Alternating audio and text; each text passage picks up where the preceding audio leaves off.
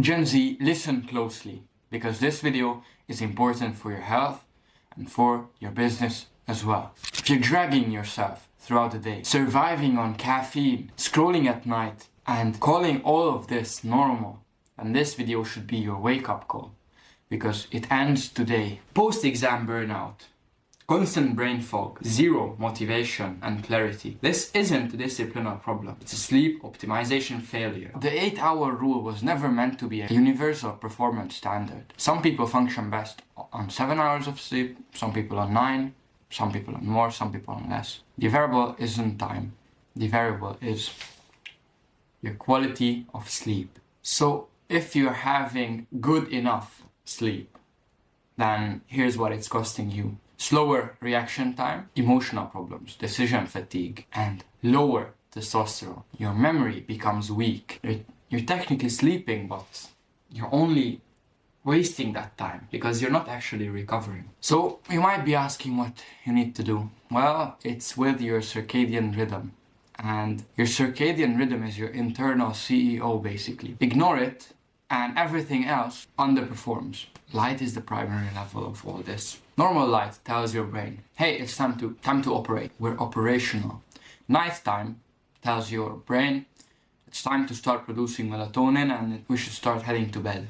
If you wake up and immediately stare at your phone, you're delaying your mental activation. And if you're flooding your eyes with artificial light at night, you're sabotaging your melatonin levels. Meals and trainings also set the clock. Late heavy meals, they delay your sleep onset. Late intense workouts, they keep your cortisol level elevated. And your weekend 2 a.m. bedtime is throwing your biological clock off by a lot. It's destroying your weekday performance, but you don't even know it. Consistency isn't boring, it's leverage. So your bedroom is either a sleeping facility or a liability. Why I say that? Because you should create a sleeping laboratory of your house to maximize your sleep quality. Here are the things that you need to do. Temperature is the first thing. Cool rooms outperform the warm ones by miles. The optimal range for sleep is roughly like 17 to 20 degrees Celsius.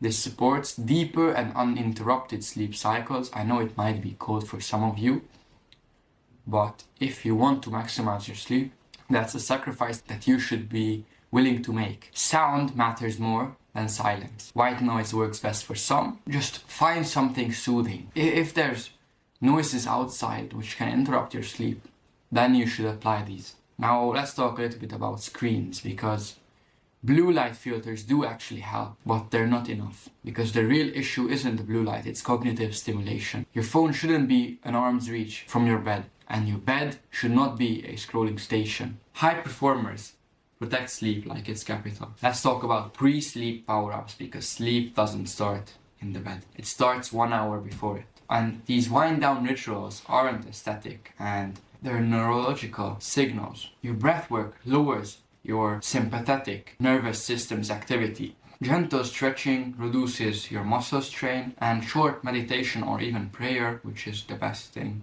resets the mental noise that you have in your head.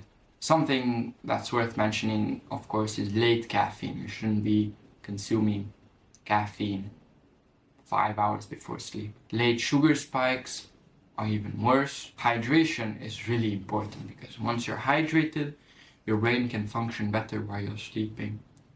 So don't chase supplements. Master your timing first. Now, optimized sleep compounds everything that I mentioned before. Memory locks in faster. Focus sharpens. Creativity becomes accessible on demand, and emotionally you become harder to shake. Deep sleep actually builds your resilience, and REM sleep, which is rapid eye movement sleep, builds strategy. Now, this isn't a self-care video. This is a mental infrastructure video, because many people, they don't realize the power behind sleep. Your goal isn't to sleep longer, it's to wake up calm and clear like I do. And so what you need to be doing is, you need to audit your light. You need to lock in a schedule, because a schedule is important for your biological rhythm. You need to engineer your environment, as I mentioned before, and you need to respect your wind down time. Sleep isn't passive, it's an active performance system that helps you win in the long run. Optimize it now, and you will enter 2026 with a huge unfair advantage. If this helped you, implement these changes tonight, because execution beats intention every single time. Now I want you to comment down below something new that you learned from this video. Have a nice one and we'll talk later. I'll go to bed.